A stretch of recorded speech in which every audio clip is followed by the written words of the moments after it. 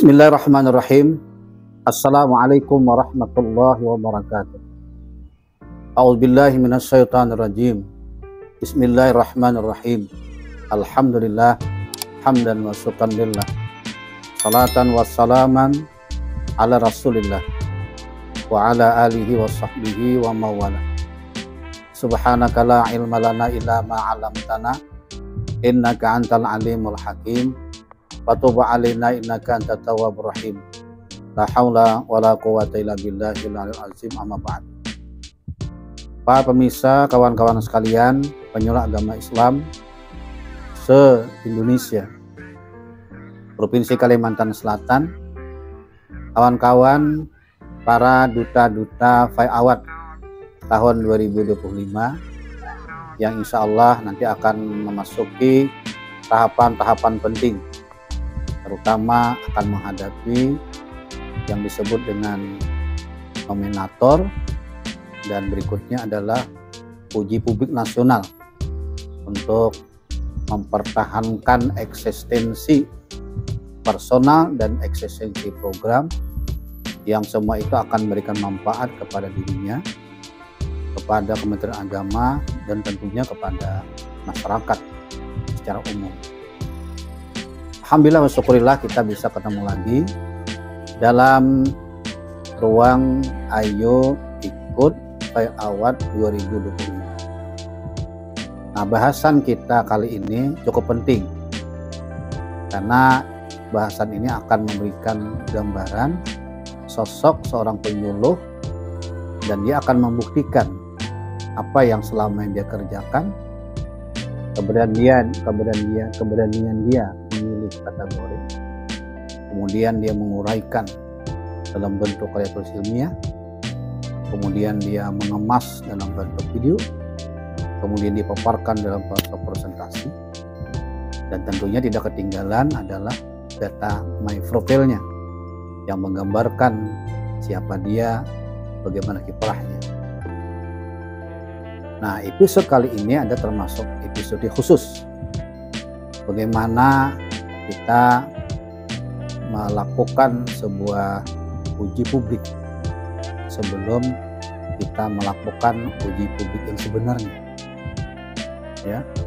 Jadi nanti kalau uji sebenarnya itu adalah seorang peserta Fai Awad akan mempertahankan bagaimana dia selama yang dia kerjakan dan seberapa banyak dampak yang dia berikan kepada orang lain. Itu disebut dengan uji publik nasional.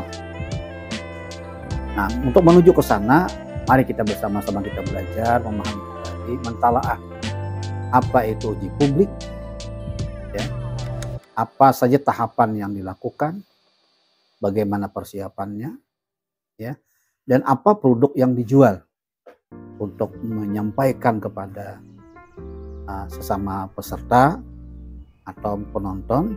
Bahkan yang terpenting adalah bagaimana kita memaparkan di hadapan dewan juri yang terhormat.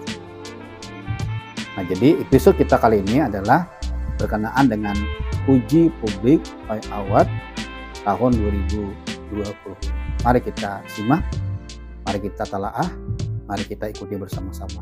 Semoga Allah memberikan kemudahan, khususnya kawan-kawan kita yang sekarang ini akan masuki tahap-tahap menuju nominasi atau nominator, dan mudah-mudahan segala usaha, segala cita-cita akan terkabul. Dan ingatlah bahwa semua apa yang kita lakukan akan memberikan kebaikan untuk diri kita dan inspirasi bagi orang lain. Baik kawan-kawan sekalian berbahagia, nah saya akan menggabungkan antara pengalaman, teori, literatur, dan wawasan-wawasan yang selama ini kita dapatkan dan kita sudah buktikan di lapangan bahwa uji publik itu penting. Kenapa? Karena kalau boleh saya umpamakan, uji publik itu adalah momen emas untuk menunjukkan keunikan, kekuatan, dan produk program yang selama ini kita talaah, kita tulis, kita gambarkan, kita audiovisualkan, kita presentasikan nantinya di hadapan dewan juri. Baik, yang pertama adalah kita memahami sedikit tentang apa itu uji publik PAWAD. Nah, uji publik PAWAD adalah tahapan presentasi terbuka yang dilakukan oleh peserta kepada seseorang sesama penonton, khususnya kepada dewan juri. Ya. Yang pertama adalah menilai secara langsung kualitas gagasan, dampak, dan keberlanjutan program yang diusulkan. Jadi karya tulis yang Bapak Ibu tulis sesuai dengan kategori masing-masing itu adalah gagasan yang Bapak Ibu buat. Di sana tergambar ada dampak, ada keberlanjutan. Yang kedua adalah menguji kemampuan komunikasi. Ya, bahasa simpelnya adalah public speaking. Jadi berkomunikasi dalam rangka menyampaikan gagasan tadi atau presentasi tadi. Dalam ruang uji publik itu dalam rangka untuk membuktikan bahwa apa yang selama ini kita lakukan itu adalah memberikan dampak positif kepada orang lain. Jadi kita harus meyakinkan kepada dewan juri. Ya tentu meyakinkannya dengan berbagai macam. Ya kan nanti Bapak Ibu kan menampilkan PPT atau PowerPoint. Ya, nah teknik-teknik menampilkan PPT, PowerPoint tadi itu sudah saya jelaskan pada episode terdahulu. Ya. Nah, yang ketiga adalah melibatkan partisipasi publik. Jadi kita ingin memberikan umpan balik kepada sesama peserta. Tadi berbagi informasi. Ini produk saya loh. Ini punya saya. Ya, saya akan jual, saya akan pasarkan. Ya. Atau kepada masyarakat umum atau para hadirin. Ya, lebih-lebih kepada dewan juri. Ingat, dewan juri itu mereka pakar di bidangnya dan dia memiliki wawasan yang luar biasa. Jadi di sini kita harus mampu berkomunikasi dan melibatkan emosi peserta. Agar apa yang kita sampaikan itulah yang selama ini kita telaah, kita teliti, kita buktikan, kita pasarkan, kita jual kepada masyarakat. Apa yang dijual nanti akan saya sampaikan pada kesempatan ini. Namun pada awal-awal ini perlu kita sampaikan dulu apa itu uji publik. Yang kedua bicara masih uji publik adalah uji publik itu ada dua jenis. Ada uji publik internal, ada uji publik eksternal. Nah, uji publik internal itu misalnya peserta diuji di internal institusinya masing-masing. Ya, di Kemenak, ya, di lingkungan KUA, di lingkungan Bimas Islam, di sesama penyuluh, di sesama organisasi provisi, para pegiat dakwah, yang rata-rata mereka sudah tahu dunia kepenyuluhan, dunia dakwah.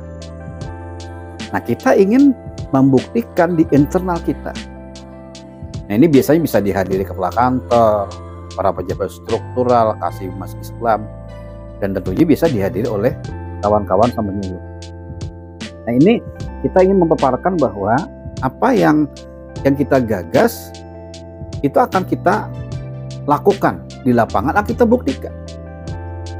Nah, biasanya selesai uji publik ini kita mendapat kesempatan untuk mendapatkan apa bahasa kita tuh pertanyaan, ya, atau masukan atau kritik dari berbagai pihak. Ya, biasanya dari kepala kantor, pejabat struktural, atau orang tertentu yang kita tunjuk untuk memberikan masukan, arahan atau komentator-komentator yang itu semua adalah untuk bermantu kita. Yang kedua adalah uji publik eksternal, di luar kementerian, di luar keprovisian kita. Nah, pengalaman yang kita lakukan beberapa tahun yang lewat, misalnya saya kemarin mengambil kategori penegakan hukum, maka uji publik eksternalnya adalah saya mengundang berbagai elemen dalam diskusi atau dalam bentuk Zoom atau dalam bentuk diskusi terbuka. Ya, atau bisa juga saya bawa keluar untuk memaparkan apa yang saya pasarkan, yang saya gagas selama ini. Nah, jadi ini adalah bagian penting dari uji publik eksternal. Atau mungkin contoh lain, ada kawan-kawan yang mengambil kategori literasi Al-Quran misalnya. Uji eksternalnya adalah bisa di LPTK, ya, bisa di hadapan pejabat Pemda setempat atau para plagiat-plagiat yang di luar institusi kita. Nah, contoh ini bisa kita alihkan dalam bentuk-bentuk yang lain. Assalamualaikum warahmatullahi wabarakatuh. Selamat datang dan mari kita simak video pola pembinaan terpadu narapidana dalam penegakan hukum berbasis pesantren di balik jeruji Qurrai Hidayah berjiwa santri. Semoga melalui video ini jadi peringatan bagi kita untuk tidak melakukan kesalahan dan penebar rahmatan lil alamin. Wallahul muwaffiq ila aqwamit thoriq. Wassalamualaikum warahmatullahi wabarakatuh. Tapi kami punya keyakinan bahwa melaksanakan dakwah itu adalah tugas kewajiban setiap individu ketika sebagai umat Islam. Kemudian lagi bahwa lapas dalam hal ini adalah pondok pesantren yang kita kelola sampai saat ini. Itu adalah bagian dari topoksi, tugas fungsi penyuluh agama Islam. Dan ini termasuk kategori kelompok binaan khusus, yakni lapas yang di dalamnya adalah narapidana, tapi yang kami sering menyebut di sini adalah sebagai santri. Nah, kita yang berada di luar itu menjadi peringatan bagi kita bahwa jangan sekali-kali melakukan kesalahan pelanggaran hukum, ya. Jangan dilakukan sekecil apapun. Nanti kita akan berurusan dengan pihak berwajib. Dan kalau pihak berwajib memproses, Anda akan ketemu kami di sini. Tapi ketika Anda berada di sini, maka tugas kami adalah membina Anda supaya menjadi narapidana yang berjiwa santri, berkarakter akhlak mulia, dan bermaaf bagi sesama. Mau tidak mau itu harus kita lakukan. Tinggal kepada kawan-kawan yang ada di sini mau dan dibina. Kami sudah menyiapkan fasilitas, kami sudah menyiapkan untuk mempermudah Anda belajar di sini. Mari kita ikuti program pondok dengan sebaik-baiknya. Tanamkan dalam diri kita santri, mari kita rubah perilaku menjadi berakhlak mulia, dan mari kita menjadi bermanfaat bagi orang lain dan sesama. Demikian, wassalamualaikum warahmatullahi wabarakatuh. Nah, kemudian yang terpenting lagi adalah setelah kita mengetahui uji publik, maka yang berikutnya adalah persiapan apa yang harus kita lakukan dalam rangka kita mengikuti uji publik. Yang pertama adalah harus tertib administrasi. Administrasi yang dimaksud sini adalah apa yang sudah disuruh atau diarahkan untuk melengkapi administrasi itu sudah kita anggap selesai. Masih ingat portofolio, ya, data fisik, ya, dan data-data lain yang diminta persyaratan oleh pihak tim penyelenggara file awal.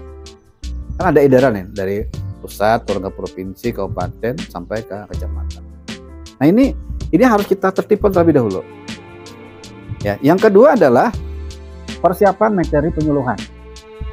Bagaimana caranya? Bapak Ibu, Bapak bongkar saja lihat karya tulis Ibu. Di sana ambil item-item yang penting. Ambil. Bikin dalam bentuk PPT atau PowerPoint. Ya, nah, yang biasanya 2 kali dialami pada awal ini adalah 2003-2004, itu biasanya menggunakan PowerPoint atau PPT infografis misalnya. Nah, jadi materi-materi ini kita ringkas, kita perkecil dalam bentuk slide PPT tadi. Untuk apa? Untuk memudahkan kita memberikan penjelasan pada uji publik nanti. Ya.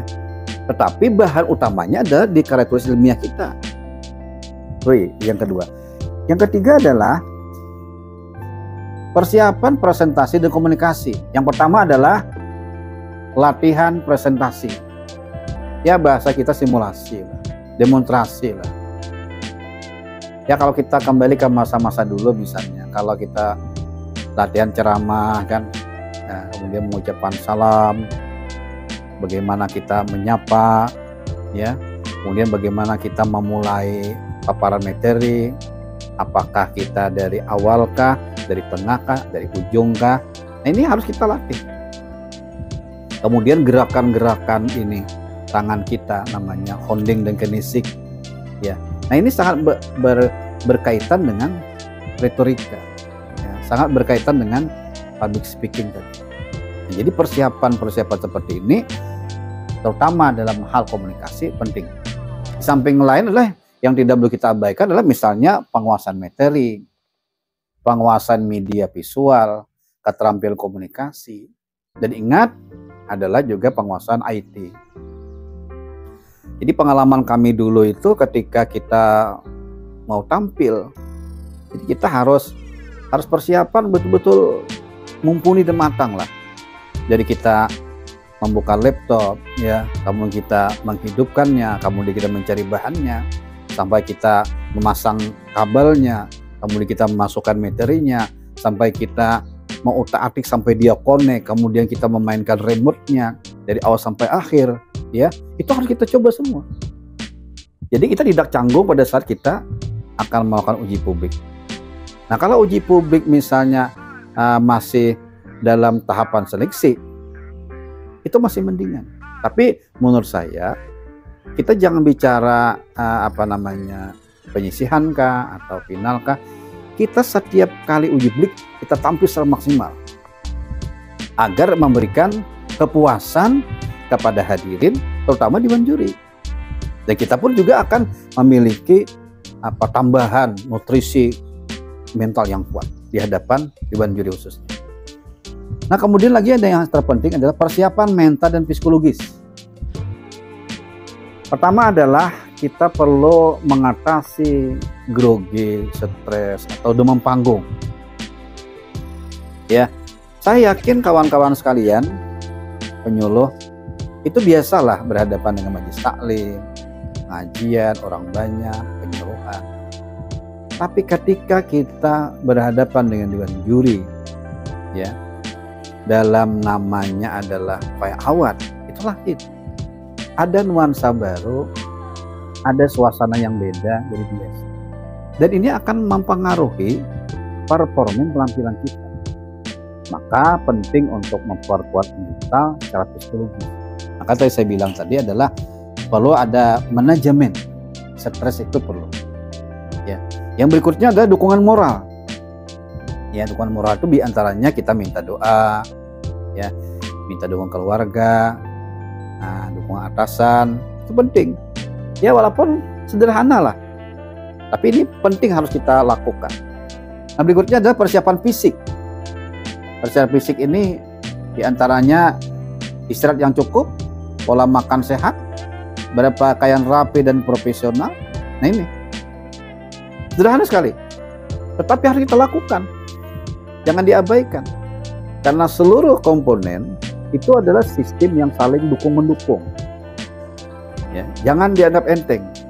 Ya, sekecil apapun kita tutupi, kita perbaiki, kita latih, sehingga dia paling tidak mengurangi kekurangan-kekurangan yang mungkin kita miliki. Nah, berikutnya adalah tantangan yang mungkin dihadapi oleh peserta pada saat uji publik. Lebih-lebih uji publik nasional dalam rangka masuk nominator merebut kejuaraan. Yang pertama adalah fokus pada keunikan yang kita miliki. Misalnya, tahun ini kan ada 9 kategori.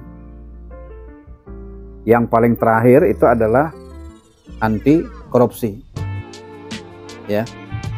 Atau mungkin yang lain lagi literasi Al-Quran. Kemudian pendampingan atau dulu namanya penegakan hukum. Kemudian metode baru, ya, dan sebagainya.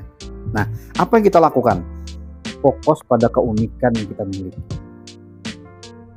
Keunikan ini sangat berhubungan dengan materinya, bahannya, gagasannya, produknya, dan yang terpenting lagi adalah kemampuan kita meyakinkan dewan juri bahwa apa yang kita lakukan sekarang ini memiliki urgensi kemanfaatan yang luar biasa.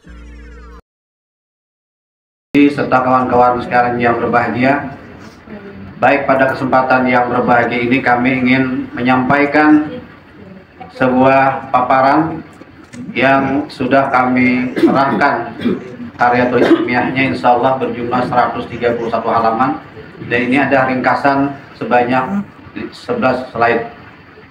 Baik,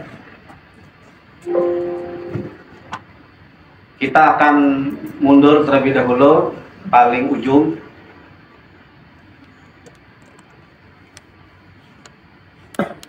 Bapak Dewan Juri dan kawan-kawan sekalian,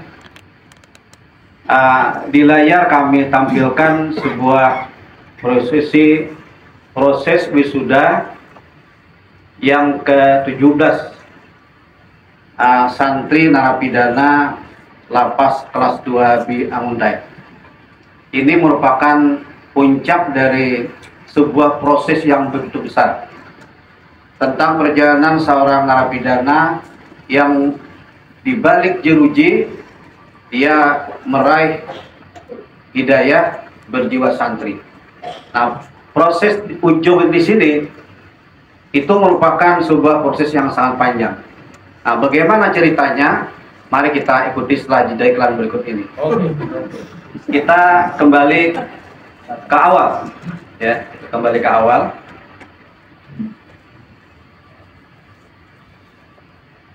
Nah, judulnya adalah Pola Pembinaan Terpadu Narapidana dalam Penegakan Hukum Berbasis Pesantren.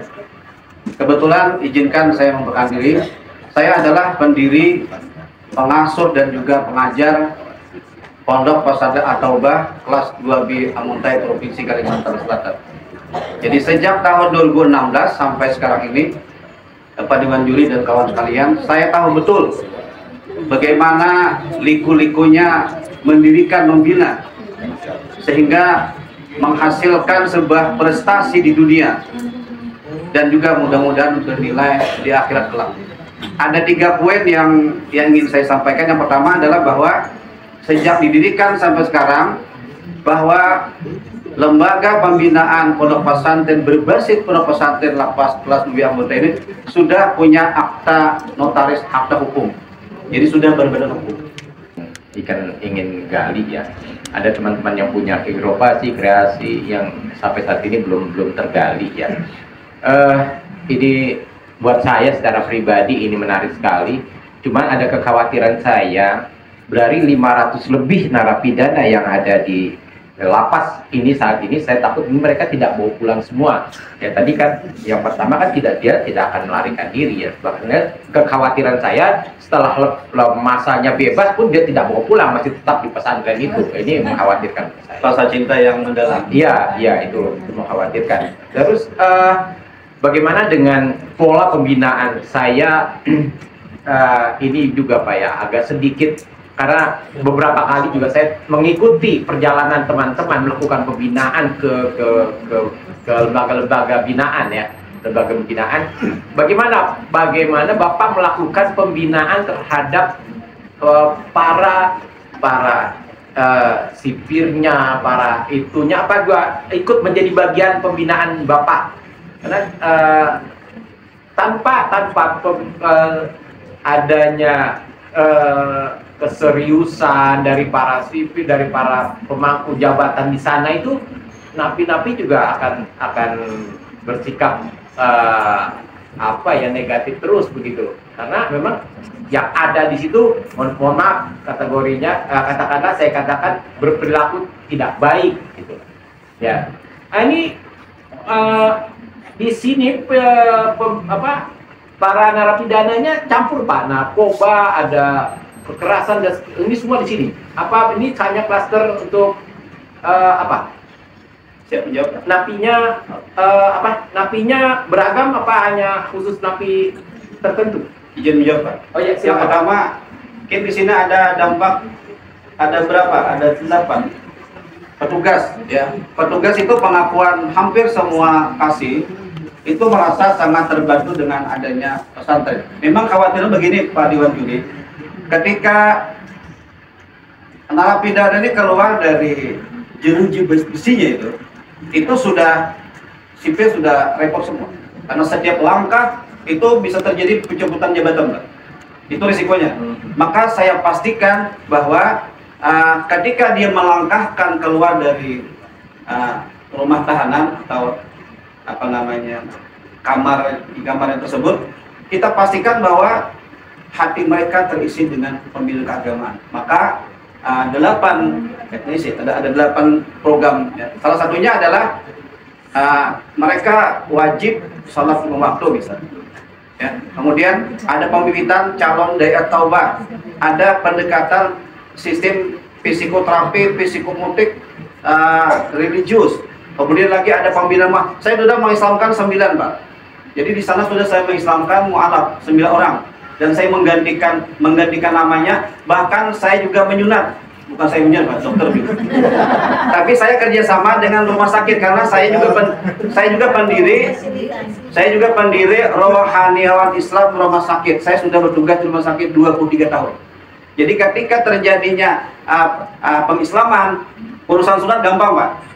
Urusan pembinaan mu'alaf di bidang basnas setiap kali masuk Islam dia ngasih sumbangan 1 juta. Nah, ini beberapa hal yang bisa saya sampaikan. Kemudian ini bagaimana pertanyaan Pak Diwan Juri tadi tentang napi yang kerasan enggak? Memang ada 1 orang, Pak. Ada 1 orang yang 3 bulan lagi mau bebas, dia bilang, Pak, saya di sini aja. Saya bilang pulang. Karena Pak Sambil sudah dididik dengan PCDA, pembibitan calon dai, sudah bisa memandikan orang mati, sudah bikin tahlil. Dan terakhir Pak Diwan saya tekankan bahwa pesantren ini adalah berbasis ahlus sunnah berjamaah berkultur info. Wassalamualaikum warahmatullahi wabarakatuh.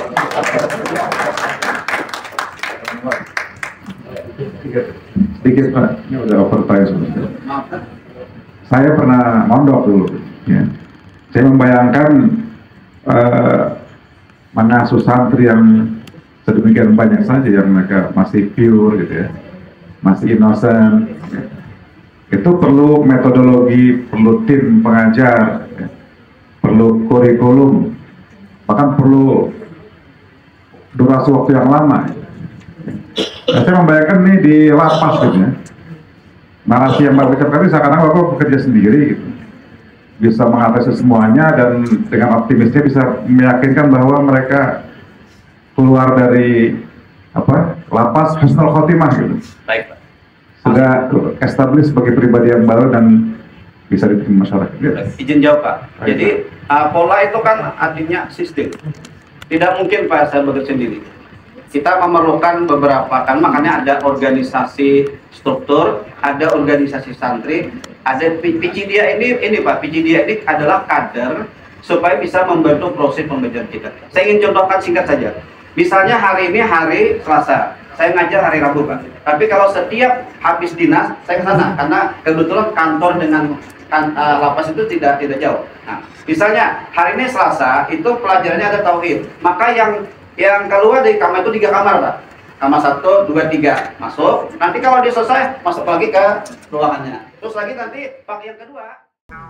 Kawan-kawan sekalian yang berbahagia, berikutnya adalah yang juga harus kita perhatikan.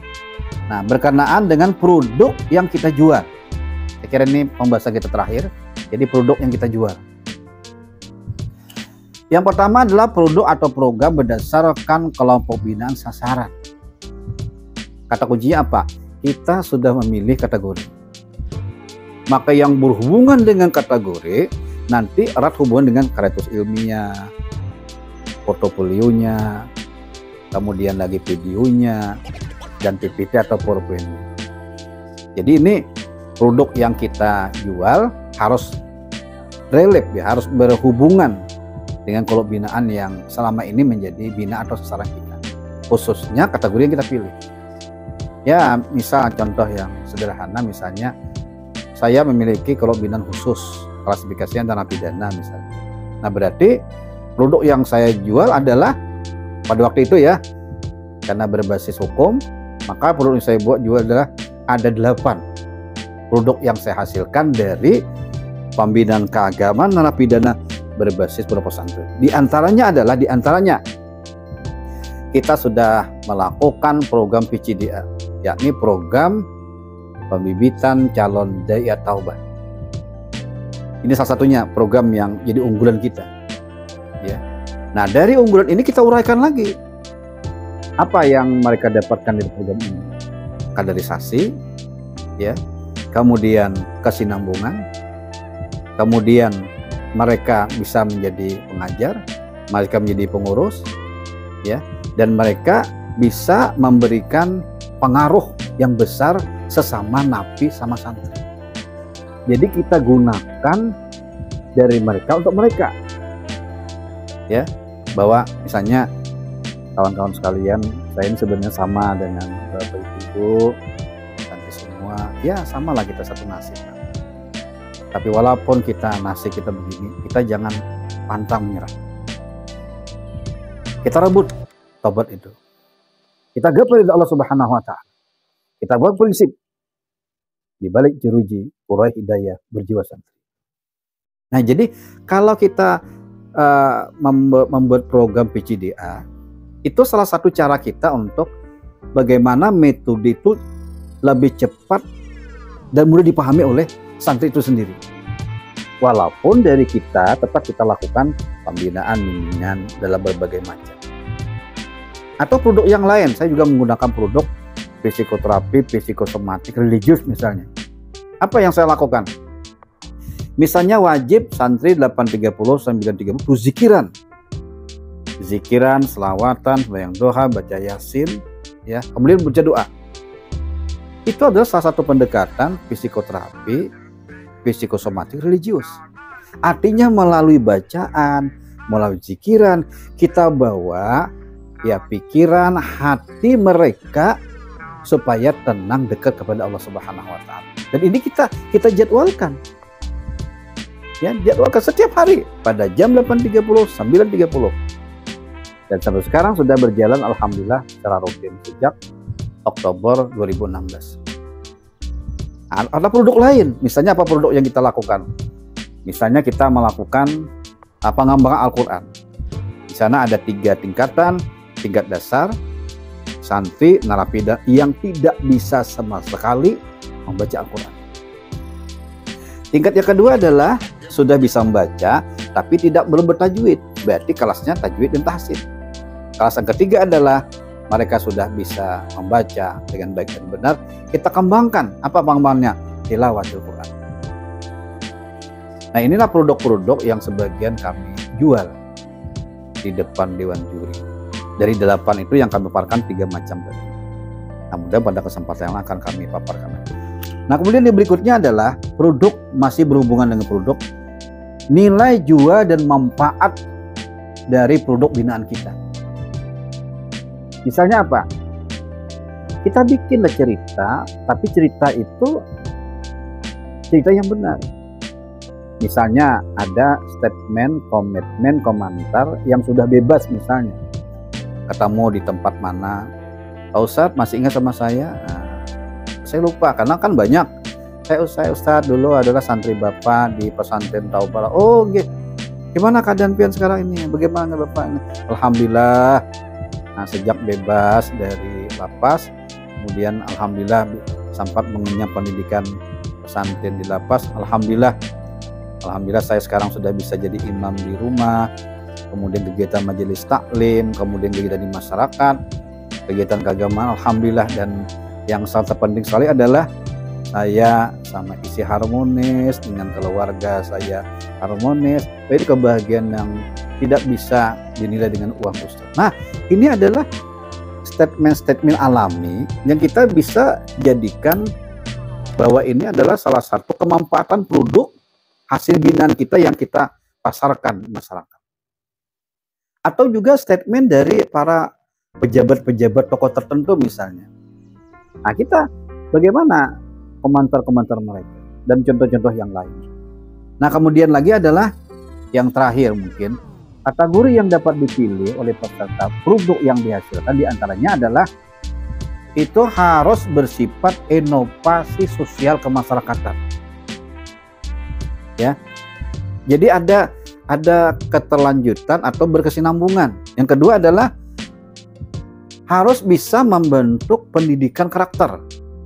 Nah, jadi membentuk karakter binaan kita itu. Misalnya kalau kita mengajarkan wudhu yang baik, ya sekali kita ajarkan praktik sebagainya, nanti dia akan membiasakan, ya. Tiap hari dia kalau dia apa dilakukan dia wudhu, ya. Kemudian kalau dia pelaksakan dia wudhu, sehingga apa yang menjadi ilmu yang dia dapatkan dia praktikkan dari kehidupan sehari-hari. Kalau minum misalnya dia menggunakan tangan kanan duduk, baca bismillah misalnya kan. Atau dia ketemu dengan kawan-kawan mengucapkan salam, assalamualaikum misalnya. Nah, hal-hal ini hal-hal sederhana, tapi itu bagian dari kita pembentukan karakter kebiasaan yang baik.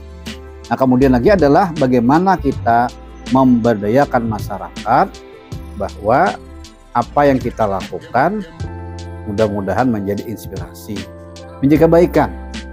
Kenapa? Karena prinsip dakwah itu adalah dari tidak tahu menjadi tahu. Kalau sudah tahu kita menjadi sesuatu yang belum kita ketahui. Dan ingat, dakwah itu harus tetap berjalan, tidak boleh berhenti kecuali nafas itu sendiri berhenti. Oke kawan-kawan sekalian yang berbahagia, mudah-mudahan dengan paparan singkat ini, kawan-kawan yang nanti akan memasuki nominasi atau nominator dan akan maju pada babak tingkat nasional, ini bisa melakukan uji publik. Uji publik yang bersifat alami, artinya menurut pribadi masing-masing. Nah, ini silahkan ciptakan sendiri. Atau uji publik yang bersifat formal. Nah, formal ini maksudnya kita berkomunikasi dengan atasan kita atau sesama kawan-kawan kita atau para bagian dakwah atau organisasi profesi. Kondisikan masing-masing, ya, agar ini akan memperkuat performa kita, tahu kekurangan kita perbaiki, mana unggulan-unggulan yang harus kita pasarkan, produk-produk yang harus kita jual di hadapan Dewan Juri khususnya. Saya kira itu yang bisa saya sampaikan. Salah hilap mohon dimaafkan. Burung irian, burung cendrawasih. Cukup sekian dan terima kasih. Wallahul muwaffiq ila aqwamit thoriq. Wassalamualaikum warahmatullahi wabarakatuh. Semoga duta-duta Awad Kalsel sukses, lancar, berkah, juara, penyuluh agama Islam jaya, Ifari jaya, jaya, jaya. Oke.